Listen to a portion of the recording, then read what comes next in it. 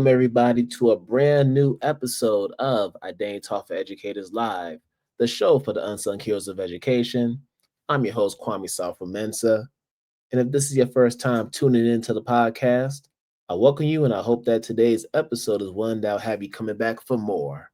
And if you're a returning listener or viewer of the podcast, as always, I welcome you back and hope that today's episode is one that you will find informative, enlightening, and as always, insightful. So before we get into the main event, if you are on YouTube currently, please hit the red subscribe button so you can get future notifications on new episodes of the podcast. If you're listening from Apple Podcasts, Spotify, or wherever you listen to your podcast, make sure you subscribe there as well. Also, for anybody that wants to donate and contribute to this platform, there are four ways in which you can do that. The first is through Cash App with our handle $IDTALK4ED, Venmo with our handle @KwameSM.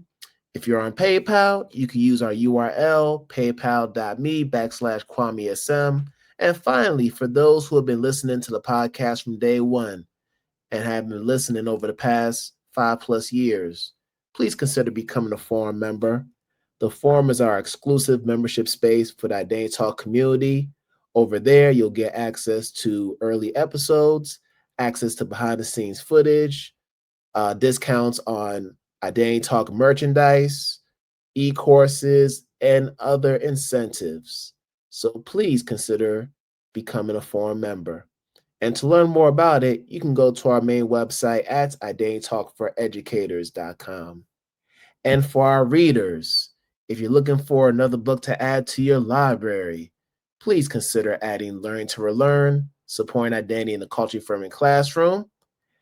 And it is currently on sale leading up to Amazon Prime Day. So make sure you head to Amazon to get a discounted offer on Learn to Relearn. You could also purchase the book at all other online platforms where they sell books. And for those who have purchased a copy, thank you first and foremost. And if you've read it, make sure you leave a 5-star review so that people can learn more about this book and we can grow our community even more. And if you're curious about what's in the book and how to access it, you can go to the main website, learntorelearn.com. Thank you for those who have purchased a copy. Thank you to those who have been spreading the word about the book to other colleagues and friends. All that support is greatly appreciated. And I promise you, I don't take it for granted. Thank you so much. All right, y'all. So we're going to start another episode here with a brand new guest. And she is tuning in from Nigeria. So I'm excited. We're going to be talking about a lot of different things. We're going to be talking about college counseling. We're going to be talking about international education. We're going to be talking about a lot of other aspects that we regularly touch on this podcast. And I couldn't be more excited for today's guest. So without further ado, I want to bring on Safirah Ibenana to the podcast to talk to us about her journey, where she is today, and how she got onto our stage to share a story. So let's bring Safirah on. Hello. Yes, hello. Hi, How are we Kwame. doing Hi, today? everybody. Yes, we're feeling fine, doing well. Thank you for having me, and thank you for accommodating me. I really appreciate it. It's all good. It's all good. We're glad that you're able to get on and excited to give you the opportunity to share your story. So much to share, but we always like to start from the very beginning. Before we decided to become educators, we had childhoods. We had upbringings that got us to this point. So I want you to use this opportunity to just introduce yourself to our audience, share a little bit about your background, and just tell us who would inspire you to even want to become an educator. Okay. So, my background, so I'm a first generation American. So, my background is of a Nigerian heritage. I was born and raised in Baltimore, Maryland, to Nigerian parents. And Kwame, I don't know if it's the same for Ghanaian culture, but like Nigerian culture, they really do stress the importance and value of education. So that was sort of kind of my framework in my concerning my childhood. That was definitely like the framework for me growing up is, this is the equalizer for you. This is going to be your meal ticket.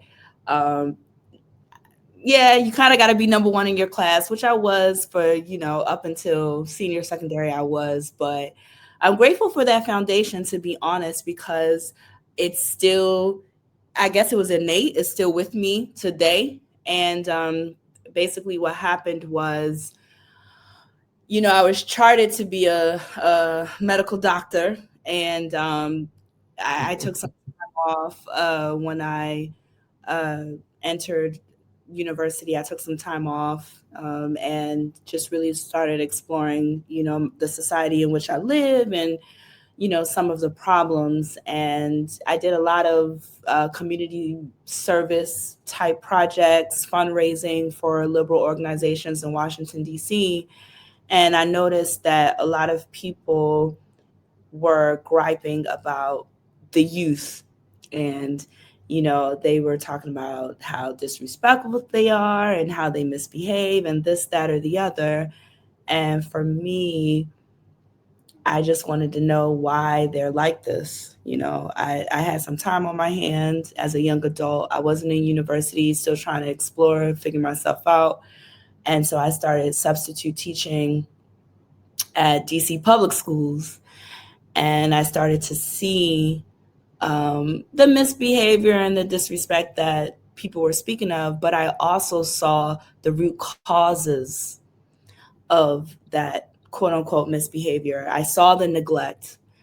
I saw the broken promises. I saw the pipelines to incarceration, and I was like, hey, I don't think at the time I was 22, 21, 22, but at the time I didn't feel like the people who were criticizing these youngsters were holding themselves accountable for how we got into this whole, Right, setup. And I just wanted to explore it myself as a teacher and, touch base with the youth and just really, get to know them, get to know the shortcomings, their hopes, dreams, aspirations. And that was 20 plus years ago. And, I'm still in the game. So I definitely do think that um, hanging around the youth has given me my purpose, just building those connections with them. It definitely gives me motivation to keep going. These are some dark times, these are some gloomy times, but because I'm connected with the youth, I'm still I'm still inspired, I'm still hopeful, I'm still motivated. So that's pretty much the background to where I am today. and I know, as you mentioned, growing up in a Nigerian family, education is of a high priority, just like it is in Ghana. So that we definitely have in common, Hmm. being first generation Americans. I'm curious about your K-12 experience. I'm pretty sure it's similar to mine, to where there was some teasing from friends, classmates, having African parents, having a name that's very different from everybody else. You just stand out in that way and many other ways. So I'm wondering if you encountered any difficulties going through that K-12 experience, and how as did that help to shape you as a student, right? as a student? Yes. Yeah. Yes. So my K-12 experience was a bit blended because I attended Baltimore City Public Schools up until seventh grade. And then I went to a private, predominantly white all girls school from 8th to 12th grade. So in my primary and even junior secondary years, yes, all of that teasing and bullying that you were talking about was definitely there. And I keep telling people over and over again that the arts, because I believe I I experienced the arts program in Baltimore City Public Schools in the early 90s. So I had free access to playing the violin and so many other arts, artistic extracurricular activities free of charge. And I honestly say this all the time, this saved my life, as far as um, not being bullied so much. Because, the nerds got bullied, but because I was, artsy, that kind of saved me. And then going back to what I was saying earlier about pipeline, I'm not sure because I moved to private school, but sometime in the 90s, definitely by the early aughts, um, the the arts program was removed from Baltimore City Public Schools, and they started building junior jails. So we started to see that pipeline process start after I left Baltimore City Public Schools. And then when I was in private school, that gave me a chance to shine academically, because again, the background that my parents gave me as far as education, you must be number one and everything like that. I took it to the private school. And I think up until my senior slump, I did pretty well academically. And so that saved me as well, just being a serious student and not playing with my grades. So yeah, so that was pretty much my K through 12 experience as a student. But I enjoyed school. I really did. And it makes me pity some of the students that I see now because they do not enjoy it.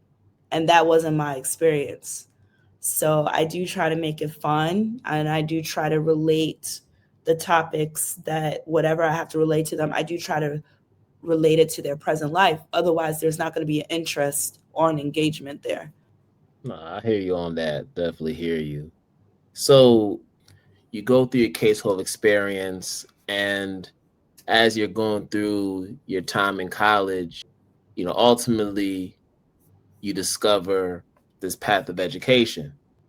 So interestingly, I know for you, you were in Baltimore, you then go to this boarding school that's predominantly white, but then you find yourself in another part of the states where there's like mad Nigerians. You find yourself in Houston. So tell me how you get to Houston. Okay. Yeah. So, all right, I'm gonna try to keep this brief, but All right. so I actually no, so I actually went to a day school, but yes, it was predominantly white, all girls, and I that school set me up for academic success in higher education because I did get a lot of offers from very prestigious universities, and I pretty much got a free ride to the university that I attended briefly. Um, Outside of Baltimore, it was Bucknell University. That was like Yeah. where I went. That's where I went, like my first freshman year, like first year college experience.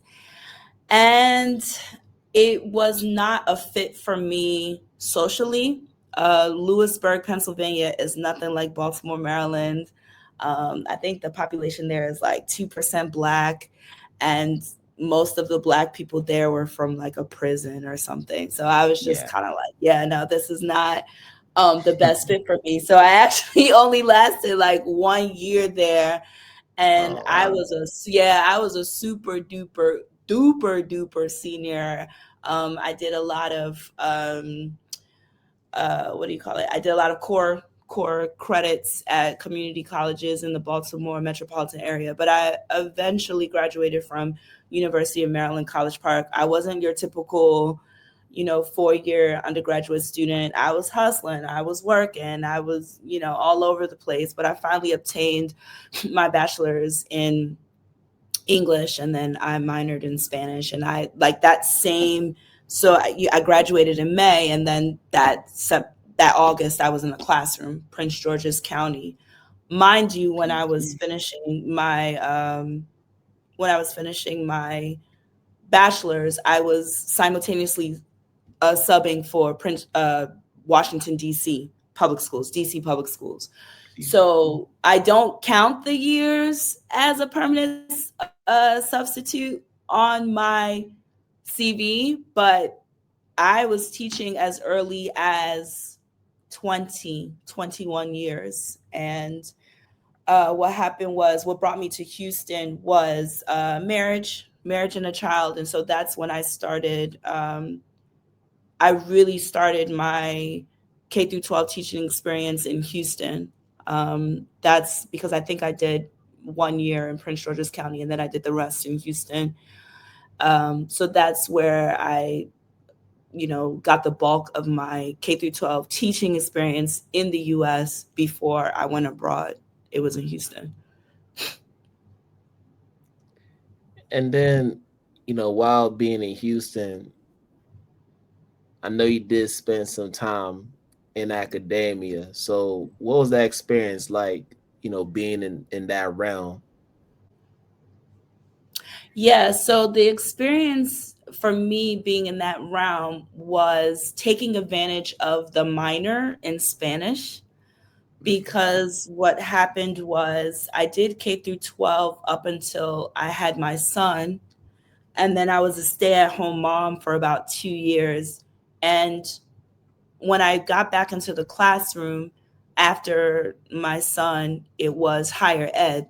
And basically, I helped with the ESL department for several community colleges, developmental studies, just helping for, students who are just joining community college or students who haven't been in college for 10 plus years. I was the one that was holding their hands in getting to know the higher education process.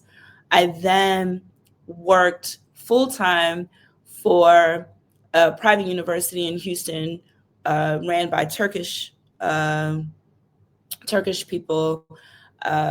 Yeah, North American College. I started working for them privately for about 2 to 3 years, and that's where I really started to experience leadership experience. I had always done professional development training, but I actually got my first out of classroom position at that university. And because they were Islamic, the organization, it exposed me to life outside of the U.S. That's how I moved to Dubai, because they were telling me about international schools in Dubai, and how they support the family of teachers that come. And it was good being exposed to communities that weren't American, because that was what opened the door to international education for me. And then making that transition to Dubai, what was the most difficult part about that transition, if there was any?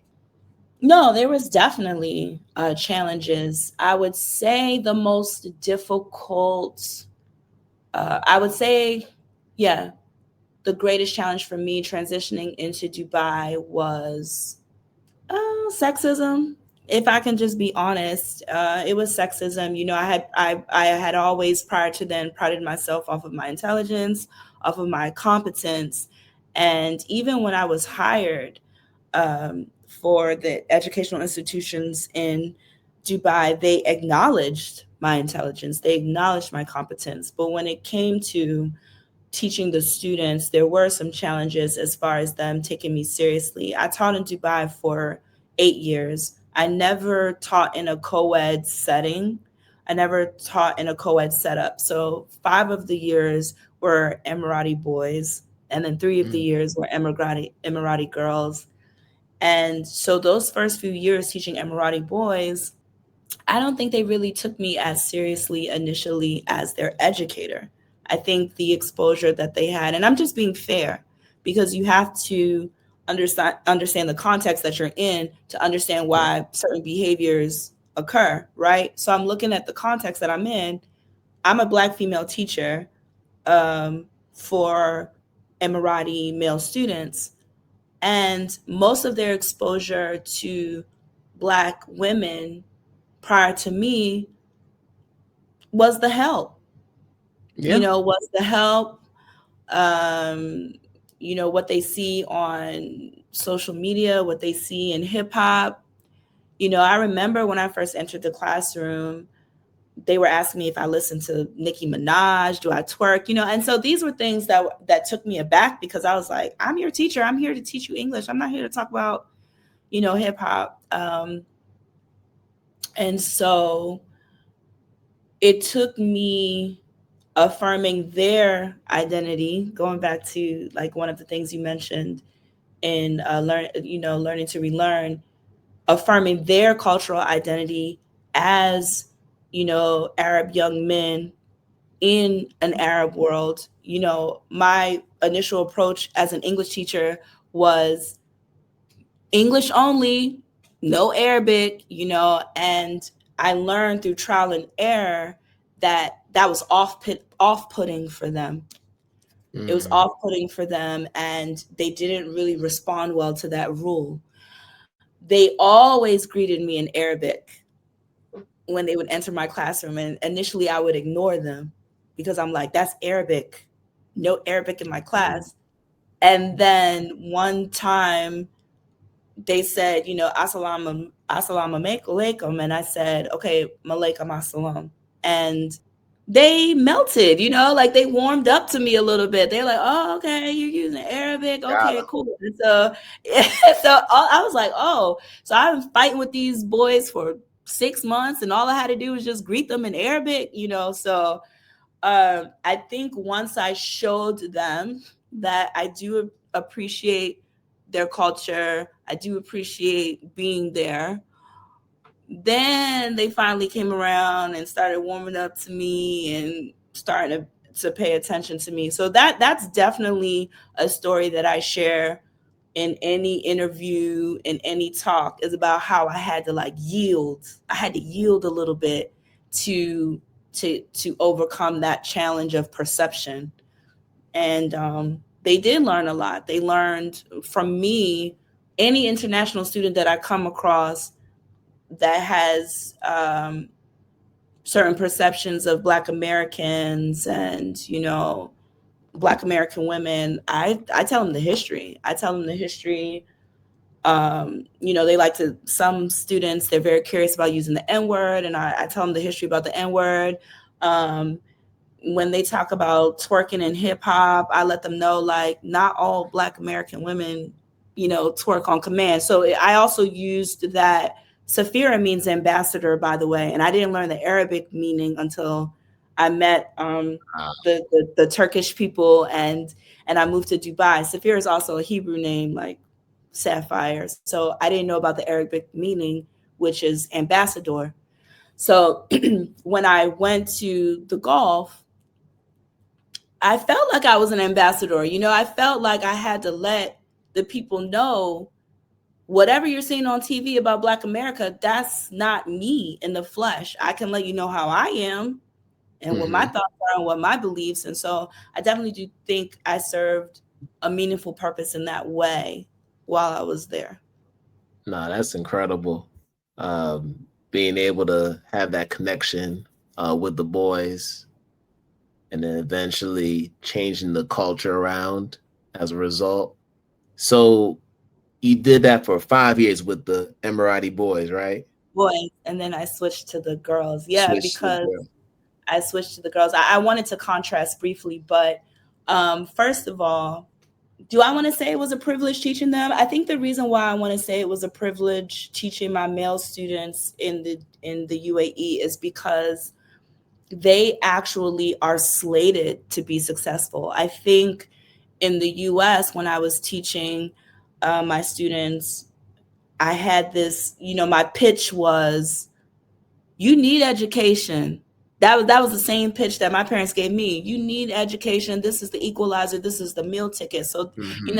I had a pitch, but in the Gulf, my students, because I didn't teach at a proper international school, I taught locals, right? But they had pretty decent standards, if I can be honest with you, as far as American Common Core standards and higher education and everything like that. I actually helped implement in several of the campuses where I worked. I helped implement U.S. Common Core, SAT prep, AP, and everything like that, because prior they were used to the UK system, and so now they were opening two pathways, US and UK, and I helped with building the US pathway. I felt, I think the gratification that I felt in teaching my male students was after, 7 years. Whereas in the US, I didn't really know how my students were going to end up. But with the Emirati boys, definitely there was like a high ranking position waiting for them. And I was just like, wow, if I could just, enlighten them a bit, who knows what the little bit of jewels that I'll drop, who knows how that will impact them in their leadership positions, because many of them will acquire them. Whereas with my female students, I enjoyed that just as much because it was a ticket of liberation for several of my female students. Bride prices are determined by how educated you are and how exposed you are.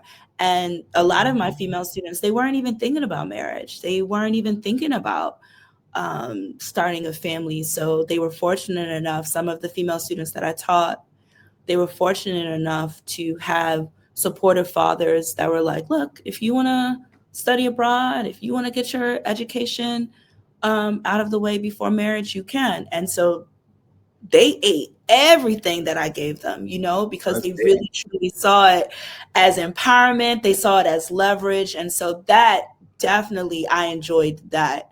I think some of them, they felt safe around me, just as far as my thinking influenced by the West, but I was also very respectful of their culture as well. So, Safira being an ambassador, just navigating the spaces. But I definitely do feel like my experience in the UAE, it was meaningful because my particular students, they actually could impact and influence large circles if they chose. And I played a hand in shaping them. So I did like that. I liked that part. Oh, that's interesting because I would think in the UAE, right, it's more patriarchal, just like the society. So to be able to empower your young girls in that way, that would have to be an outlier as far as the type of treatment they would get outside of your classroom or even the school setting. Yes, UAE definitely is patriarchal. So like that's why I wanted to credit my female students' fathers for their support, because they didn't have to, Got it. they didn't have to, but it just depends. You never know. Like maybe some of the male students that I taught, maybe they will grow up to be those type of fathers that will let their daughter, usurp all the education that they can get before they settle down. Because, there's a lot of opportunities for women of color abroad. And there are a lot of Emirati girls that fit that bill and, could satisfy those requirements. I hear that. And then you eventually leave UAE and then you find yourself in Nigeria. And I have to ask this question. And I'm going to preface it by saying this because being a Ghanaian American in Ghana, it's very complex because you want to feel like you're at home, but then at the same time, you don't feel like you're at home because you have other people who are telling you that you're not really at home. You're like in this other area. So, you being in Nigeria, being a first generation Nigerian American, what is it like? I would think there's a mix of emotions because, yes, I'm happy to be home and I have family who are still in the country, but at the same time, I know I'm not going to be treated in the same way as everybody else would. So, yeah, talk to me about that. Yeah. So my coming to Lagos definitely is a homecoming for me. Ever since, even I think I told you about how I was a super duper duper senior undergrad. Yeah, So those years that I took time off from undergrad, I was searching. I was searching because I knew that I wasn't slated to be corporate America. I knew that, even though I was groomed, and I probably would have killed it, to be honest, but it just didn't sit right with me as far as my purpose. So that phase of my life was all about just searching for purpose and meaning. And ultimately, going back to being an ambassador, I felt my purpose was to unite um, diasporans, to unite diasporans with continental Africans. Like, that's what I felt. I felt like that pretty much all my life, because I would, when I took, like I said earlier, when I was going to Baltimore City Public Schools, all of my best friends were African Americans, but I would go home to eat soup with semovita with my hands and listen to High Life. So I had like this dual lifestyle, my childhood, from yeah, zero to when I left the house. And so when I came to Lagos, I was looking for, um, you know, I wanted my childhood memories to be rekindled. I was looking for all of and of course, like, the food is here, the music here, and everything like that. right. But I guess because of the setup by which I came, it was sobering, because I immediately realized my privilege as an American, and I realized that presently, Nigeria is a place where comfortable living is for very few, very very few, and I don't really feel good about that, but I'm trying to navigate that. And I I'm still here. I haven't left. This is year 4 for me. So I'm still trying to really tap into my purpose, and we'll talk about Breaking Grounds group in a second, but I do think that has something to do with just trying to um stay rooted, stay grounded in my ancestral home, but connecting back, like I said, to the diaspora abroad, and everything like that. So that's my take for now, and it has evolved. I definitely do think my patience has grown here, my tolerance has grown here. Um, yeah. So I, I don't know, if we were to revisit this topic a year from now, I don't know what I'll say, but that's where I'm at right now. So And then, as far as your children, what's that been like for them being third culture kids, being second generation Nigerians, right? What's their experience been like being here in their ancestral home?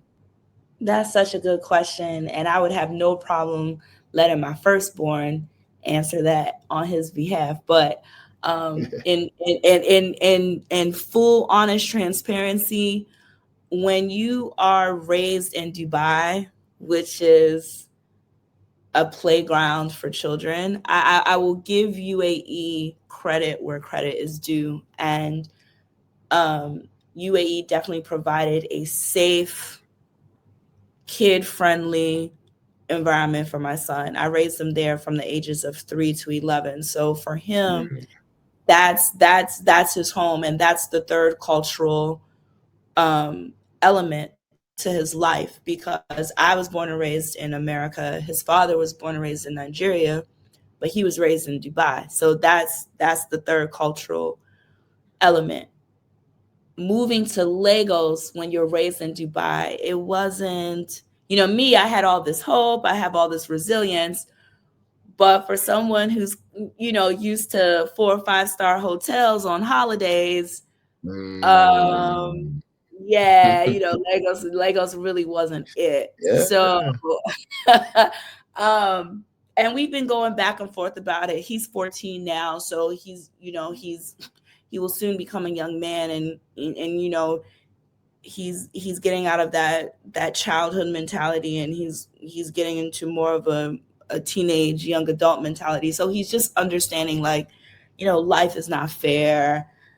He's understanding racism and colonialism and inequity and everything like that. So he's at a point where he's like, oh, I've got to be here because I get to know my roots. I get it, but he knows, and I know, that Nigeria has a lot of work to do. This is not his first choice, but he understands why he's here. And I thank him for the understanding, truly and honestly. Are you ready to take your commitment to identity affirming education to the next level? Then join the forum, the new and exclusive membership space for the Identity Talk community. With membership tiers starting at $3 a month, you'll get early access to podcast episodes, bonus content, our Qualms Quotes monthly newsletter, and monthly live Q&A sessions. You'll also unlock discounts on workshops and products, engage in community discussions, access exclusive community and networking opportunities, and even business ad roles during episodes if you're a sponsor level member. Whether you're an ally, advocate, co conspirator, accomplice, or a sponsor, there's a place for you in the forum. So head over to identitytalk4educators.com /pricing plans /list and join the movement today. Yeah. You know, when I was his age, I was living in Ghana and I was going to government schools in Ghana in Accra. Yeah. From ages 12 to Okay. 15. And I Okay. can remember getting to Ghana and spending the first month or so throwing up every morning because I was so nervous about school.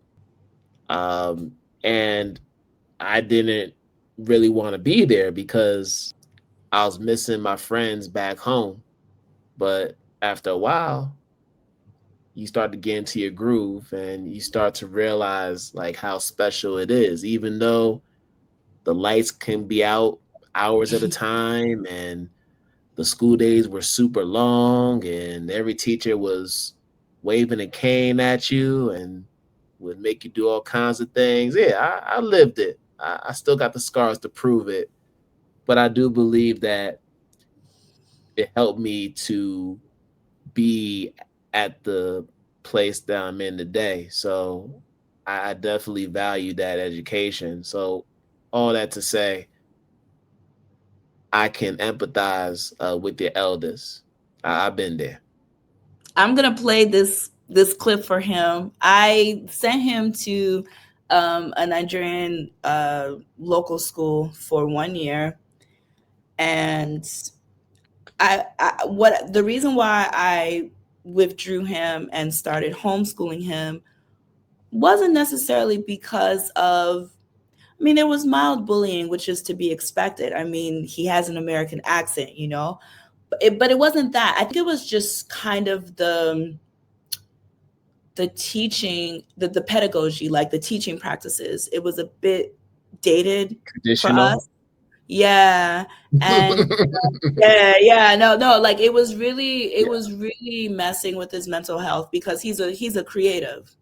Yep. He's a creative, and I'm glad that I was able to identify and support it at such an early age. I think it was during COVID he started animating, and he's doing very well for himself. And unfortunately, the school where he was at just did not nourish that talent, and I know that that talent is an outlet that will help him, moving forward, and I didn't want to compromise that. So that was one of the reasons why I withdrew him from, the local learning experience. But it wasn't necessarily because of the culture of schools, because I told him the other day, I said, look, I'm not saying that you have to live in Nigeria, but what I'm saying is that at any given moment, if you have to catch a one-way ticket to Nigeria, you should be able to have someone pick you up from whichever airport. You should know which place to go to and squat, Mhm. even if it's for 1, 2 weeks and no one knows where you are, but you know where you are.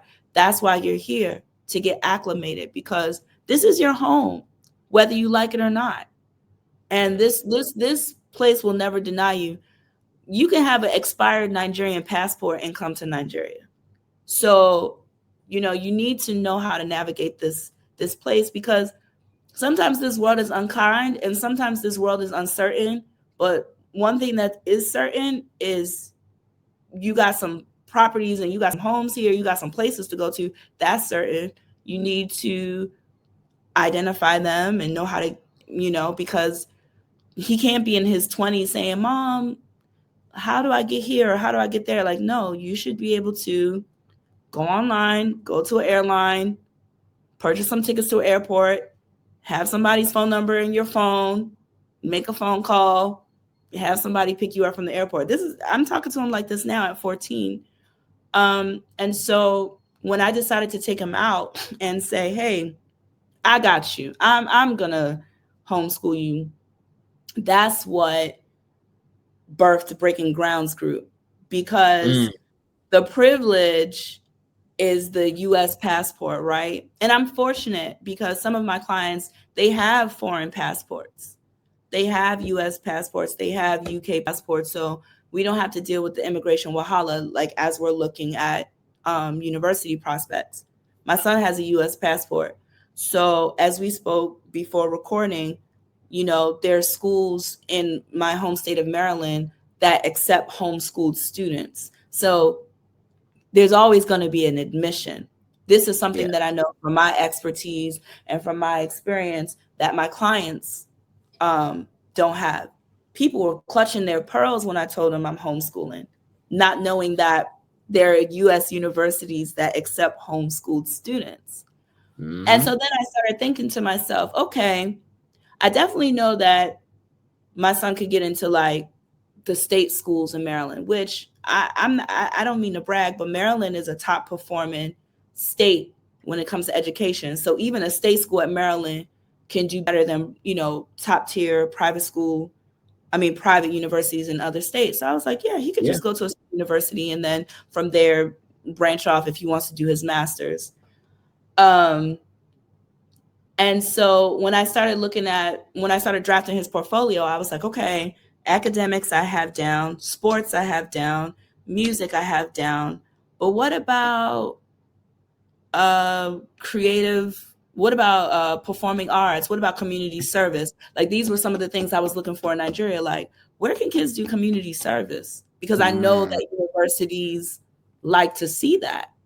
And Yes. I'm not talking about baking brownies and donating your funds to an orphanage. That's not the community service that top tier universities are looking for. So in me now starting to network with Nigerian professionals and create gateways for meaningful, impactful, long-term community service projects, I was like, you know what? I can provide this service to other people, not just my child.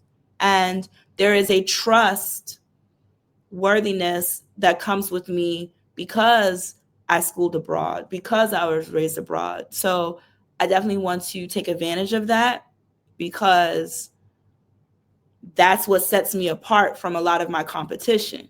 So I've Mm. got to, I got to let them know, look, I've been through it. I've been through it. I got into the Dukes, I know what they're looking for. And so I think a lot of people, they are like, okay, well, let me listen to what she has to say. Let me listen to what she has to say, because you'll be surprised how clueless a lot of parents are when it comes to preparing their children for higher education. If they're not in education, you'll be surprised. I think that's the value proposition for you. I know when we were talking off air, you were like, man, I felt so insecure being at these big events with all the Yeah, counselors, and yeah. I'm an And independent. counselor, but yet you're sitting here telling me a value proposition. What's separating you from all the other ones?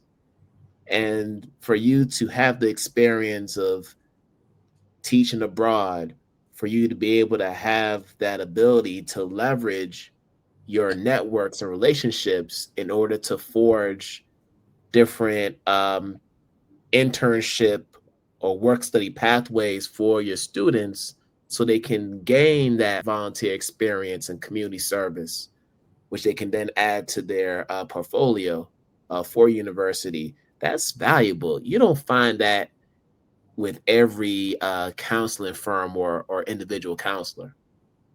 No, you don't, for several reasons. And I think another advantage to being independent is I kind of can set my own terms and Yeah. conditions.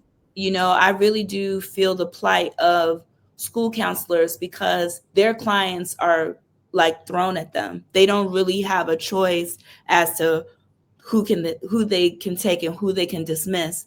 And in international education, a good majority of our families are very wealthy. And Mm-hmm. so there's this misconception that if I have the wealth, that will guarantee me an admission. Slowly but surely, I'm having conversations with a lot of wealthy people, like, and I'm being diplomatic, but I'm like, yes, wealth helps in admissions, but there are also some really, really intelligent kids that have wealth as well. So if a university has to choose between this one wealthy family that just has wealth and then this other wealthy family that has wealth and a genius, who do you think they're gonna select? You know, and these are conversations that I can have that counselors who work for a school cannot have. One, Mm. yeah, no, they can't have that. You know, and two, they're kind of scapegoated because schools, international schools, they like to sell this pathway, like, oh, we can get your kids into this university, but they're not really, and this is just from my personal experience, I'm not saying for all, but in my personal experience, I Mhm. don't think certain international schools are really holding parents accountable to train their kids up and get their kids to a level that's competitive. And I mean, so if you're taking their in- money and you're saying, yeah, we can get you into the school, but you're not ensuring that these kids are actually set up to get into the schools. And when it's time to declare which universities kids are going to, and people are upset, the counselors normally are scapegoated, and it's not necessarily their fault. So I actually had that freedom to say, hey, look, I know you want your kids to get into this university, but from what I'm looking at, we can put it there, but I'm going to consider it a reach. What does a reach mean? A reach means you might not get into it, and I can have that conversations. I don't really know what type of conversations the counselors are having with their students, but I mean, it's just getting more and more competitive. Let's just put it like that. It's just getting more and yeah, more competitive. And some people fold under anxiety, some people are depressed. And I have to find this balance because it's like I want to serve the kids, but the parents are paying me. So I have to just figure out how to satisfy everyone. I try to be a little clever. Fortunately, for some kids, their grades are just so good in humanities that I have to have the parents reconsider this pathway for medicine or this pathway for engineering. I'm like, okay, you want your kid to be an engineer, you want your kid to be a doctor. But when I was looking at these grades, actually, their English and humanities grades are stronger than the math and the science. is If it we're the talking parents' dream or is it the kid's dream? To be honest with you, I between you and I think it's more of the parents, but I feel like for most of my clients, the kids are too diplomatic to say that. Of So I course.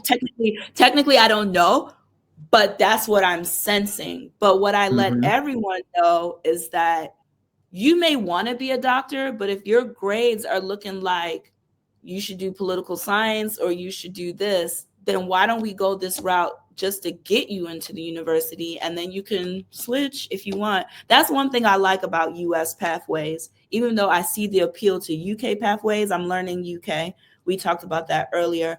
The Hmm. appeal to UK is, you know what you want right out the door, right after A levels, you know what you want. You get into undergrad, you knock it out in 3 years. That's the appeal. That's right. Whereas with US is like, you're still trying to figure yourself out. You don't have to declare a major until your junior year. And I love that. I love that, it doesn't matter how many quantum physics equations you've birthed, you still got to do humanities, you still have to do English, and vice versa. It doesn't matter how many books you've published, you still got to do a calculus class. I like Yeah. that balance. Yeah, it takes 4 years, but it enables you to be more well-rounded, and enables you to be more Yes. enlightened, right?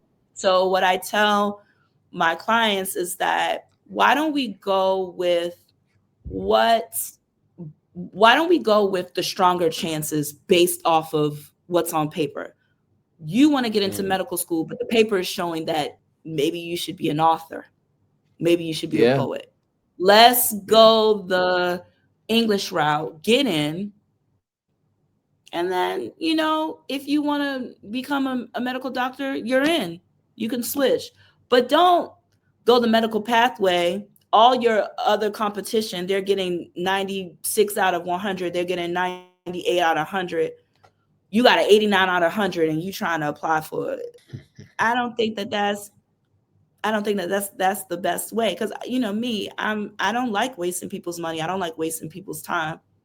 And I'm very optimistic, but at the same time I'm a realist as well. So I just Yeah. kind of let people know what their options are. I think that's just a part of international school culture, at least in the three countries I've been in, and you probably could say the same in your experience. A lot of the parents are working for NGOs, embassies, they are diplomats, they're ambassadors, they're moving from country to country. So their job takes up a lot of time. So they don't really have the ability to be as actively involved in their child's education as you would probably like them to be. That's just the reality of being in international schools. And then also, there's another element of international school parents being in those positions. Usually, the employers are paying for that tuition. If you're able to pay for it, you're good. It's not about a child's academic competence. It's really Mhm. about, can you afford to have your child be a student enrolled at this school? That's pretty much your primary, secondary grades, right? K to 12, right? But then you get to the university stage. Now we have to talk about competence. Now there's real competition. Now you got to take those SATs, right? Now, if you're coming from a British school, you're doing Cambridge, you gotta rock out those A and AS levels. You feel me? Like, those Yes, matter. Those absolutely. grades matter now. You Absolutely. can't And just get away with that. not at all. And to be honest, another advantage to being an independent counselor is, I can decide if we're a good fit or not. Like, for example, if a client comes to me and their child is in 11th or 12th grade, I can say, look, you're coming to me too late. There's nothing I can do for you. I actually prefer, like, long-term plans. I actually prefer getting a kid in ninth grade, to be honest. If you're telling me, oh, and I get it a lot here, because there's several, I'm sure Ghanaians as well, there's Hmm. several Nigerian families that have the money to Yes. afford Yale, Harvard, Oxford, MIT. Hmm. They have it. They have the money. Like, they have the money, they have the passport. But you know, it's one of those things where it's like, do you really know what's required? Because it's going to be more than money. You have to be published somewhere in some newspaper about a community service project you did for two Hmm. straight years. Like, These are some of the things that they never really thought about, and if you never really thought about it, and you're bringing me your child at 11th grade, my hands are tied. Whereas if they come a little bit earlier, I'm not even afraid to do 7th and 8th grade. They come a little bit earlier, we can build those test prep skills. Kids don't get a 1590 out of 1600 overnight. This is something that these are tests that you've been taking for years, you know? And if you're going to a British school, but you want to go to a US university, and you want to go to an Ivy League university, oh yeah, they're not looking at your application not unless you get a 1550 out of 1600. When were you Yeah. preparing for SAT when you were doing your IGCSEs? Yeah. So Yeah. these are the nitty-gritty conversations that, you know, people have to have. Some are ready, some aren't. But one thing I've realized is I will not chase anyone. I know my value. When you're ready, we will have it. And one thing about me is, yeah, money is great, but I'm not going to lie for it either. No, not at I'm all. not going to lie for it because, I mean, I'm not throwing shade at Nigeria because I live here and I plan to have a future here. But a lot of people do that. A lot of people say what you want to hear for the money. I am not like that. I'm very integrous. Kwame, look, in Nigeria, all I need is one kid to get into Yale, or one kid to get, that's all I need in Nigeria, That's it. and put that kid everywhere. I'm set for life. So even Yep. if that kid may not be able to afford my fees, if I see them and I work with them and I invest in them, the ROI is going to be worth it. So, and I'm hopeful because even the university counselors that come to my tables, they're looking. It's like everyone knows like there's talent in Africa. Everyone knows. I wonder if they themselves know. Like that's what I tell my students sometimes. I'm like, do you even know? Like, do you even know that people are like looking for y'all? They scouting for y'all? Mm. So, I mean, the future is bright. I just have to be patient. I have to be patient, and um, I have to be mindful. Because going back to what you were saying earlier about, is it what the parent wants or what the children wants? And Yes. and I tell the university counselors, I'm their advocate. I remember when I was in Boston earlier um, this year, I was networking at the conference for international college counselors. I was telling you, and I was asking the university straight up. I was like, "Do you have African student unions?" I'm not talking about BSUs. Do you have Hmm. African student unions? Like, could my student go to meetings and they can talk about jollof rice or talk about Afro beats? Like, because Yeah. I can't extract this child from this soil and just throw them anywhere. That's what my competitors do. I'm not trying to throw shade, but my competitors, they'll say, "Hey, I found the school. They're gonna accept you. They'll give you this amount of scholarship. Go." And they're sending these kids to like southern Mississippi. Like I some of the don't most feel racist like my places, you know what I'm conscience won't let. saying? Like, Yeah, I think somebody was lynched there, like last yeah. month, and I'm like, no, I don't think I could send the best and brightest of Nigeria to Mississippi because they got a No. scholarship. So there's just a lot of back and forth and just really understanding of, yes, the parents' expectations, but like being mindful of the child and their needs. There's going to be emotional needs, mental health. Can they deal with the cold?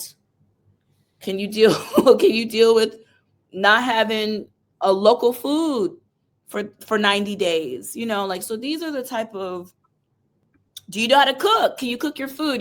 So these are the type of conversations that I have to have before you just send them off somewhere, because it's real. It's very real. I just thought of a community that you should tap into. I'll share that with you after we get off air. I got Mhm. I got a place that you should consider. Okay. But Safira, I want to start wrapping up because we've shared so much, and I feel Yeah, like we're just scratching the surface. This always happens when it comes to these conversations. There's just never enough time to really do a true deep dive. But I feel like yeah, we've covered quite a bit of ground. But I do definitely. want to wrap up with a question that I like to ask everybody on this platform, and that is, how do you continue to stay true to the teacher in you? Okay. I continue to stay true to the teacher in me by offering a safe space to my students.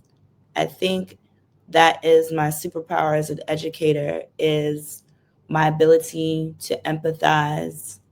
And I think in the international spectrum, there are definitely more restraints and restrictions when it comes to affirming one's identity versus the US. I do think in the US, even now with changes in political climate and so forth, I think the Yeah, US we have more liberation and freedom to affirm our cultural identities, um, our our sexual identities, our religious identities, whatever identity it is, we have more freedom to affirm it stateside.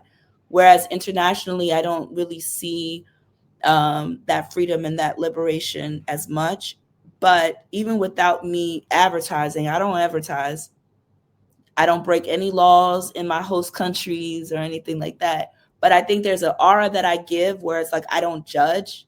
That's one thing that I kind of like about the American stereotype is that, or at least um, Americans of color in the international spectrum, we don't judge. Like we're kind of like just a safe space for any kid. And yeah. I've noticed that that's how I get like the mother hen vibe, and everyone's just kind of running to my classroom, checking in, let me like. So that's how I stay true, just continuing to offer that safe space. And it may be draining. You might want to leave a voice note or listen to a voice note or eat your lunch in peace and all that, but it's an investment. So you you stay true to that, and I think, yeah, I think that all of these woes that I'm complaining of, maybe one of my students will solve them. So that's the hope. Safira, thank you. Thank you so much. Thank you. Great conversation. And Yes. I want to make sure you have an opportunity to let people know how they can connect with you on social media, but Mhm. also how can they learn more about the Breaking Grounds group? Yes.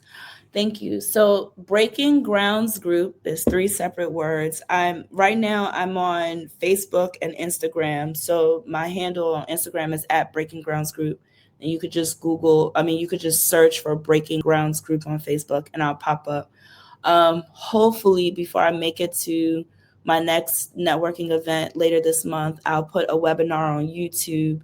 I want to enlighten parents and students about United Nations and their sustainable development goals. So hopefully I'll have a webinar on YouTube this month.